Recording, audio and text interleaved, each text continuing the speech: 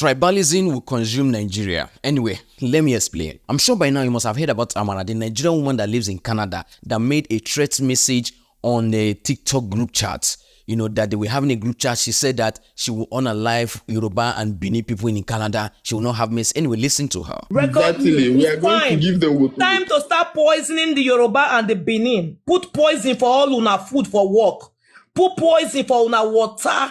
Make una de buy. I'm sure you've heard that voice, circulating all social media. And let me tell you, I strongly condemn that. Of no circumstances or no reason should you, say such kind of things or even think about it. Thinking about it or saying it is already a crime, meaning that you have the capacity to carry out such kind of evil against your fellow Nigerian. This is what we're talking about. And I'm sure wherever the Nigerian politicians are right now, they are happy, they are rejoicing that, oh, good. This is what we want. We want more of this. This is what energizes the Nigerian politicians. This is what gives them more strength, knowing that you people, can unalive yourself, drag yourself so that they can focus on embezzling more. Now, let's go back to Amara.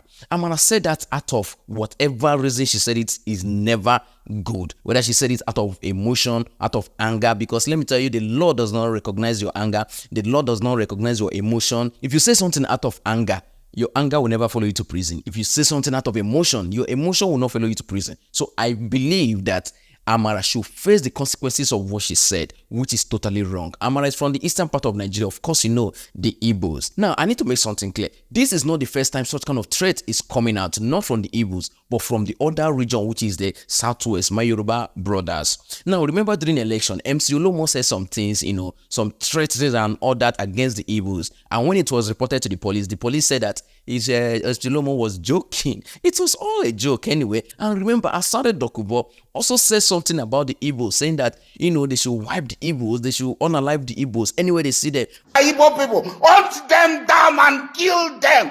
Don't show them mercy. They are worse than the devil. But guess what? Asare Dokubo is working freely, and everybody take it as what? A joke. And Asare Dokubo went further to say that they cannot arrest him, that if they arrest him, oil production will stop and all that. And guess what? They took it as a joke. Now, why am I saying all this? The reason why I'm saying that is that if you're from the eastern part of Nigeria as an Igbo person, which is the bitter truth, we just have to face the reality, is that Nigeria is already scoring you 1-0. I know what I'm talking about. I'm a content creator. I've been on this platform, and I know that there's some things I cannot say because another person from the region is saying it. There's something a Yoruba person will say and go scot-free. As me, as an Igbo person, if I say it, I will never go scot-free. You know that. Let's not be emotional here, or let's just not be sentimental here. Let's be factual about it. Let's be logical about it. That is the truth. You understand. Now, knowing where you're from is very important, and knowing the condition of the country is very important, and control what you say. Remember, I've said it countless times on this platform that freedom of speech is free, but your freedom after the speech, it's not guaranteed. You are only free before you say it or while you're saying it. You cannot guarantee your freedom after you've said it. So it's important that when you are on social media space or when you're in any space, you don't just open your mouth and say things thinking that because you are the only one in the room means that you are the only one who's going to hear it. Whenever you post something out on social media, you cannot control how many millions of people who will see it or where it will get to, or the damage it will cause. Amaka did not know the damage she has caused with that statement or saying that she will unalive Yoruba or Igbo people. It is very, very dangerous to our nation. This is not what we want. We want a united country where the Igbos and Yorubas can coexist, where the Hausas and the Igbos and Yorubas can coexist and fight the one common enemy we have, which are the politicians. Let me tell you one thing. The politicians love this kind of thing. They love it that, oh, the Igbos say they will unalive. Push it.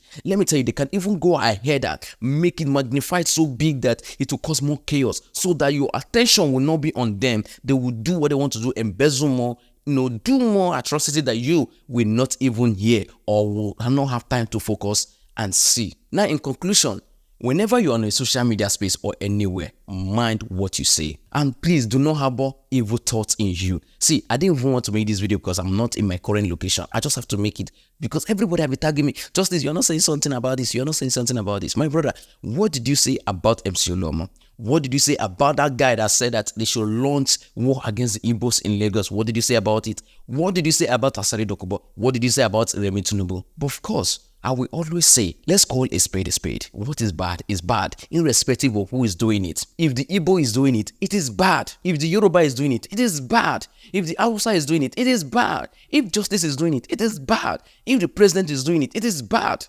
It's never right because some kind of region is doing it. It's never right because the Igbo is doing it. It's never right because the Yoruba is doing it. It's never right because any other person is doing it. If it's bad, it's bad. If we keep this mentality of these ones or this one, no, we can never move forward. This is what is keeping us stagnant in the country. And I say it and I will say it again. It's part of our disability. Politicians are there, yes. But how will you be able to fight your common enemy when you are not even united at all? And at this point, I don't even think, can we ever get united in this country? Please tell me. But before you do that, there's no enjoy your weekend, Jari. Enjoy your weekend. Thank you.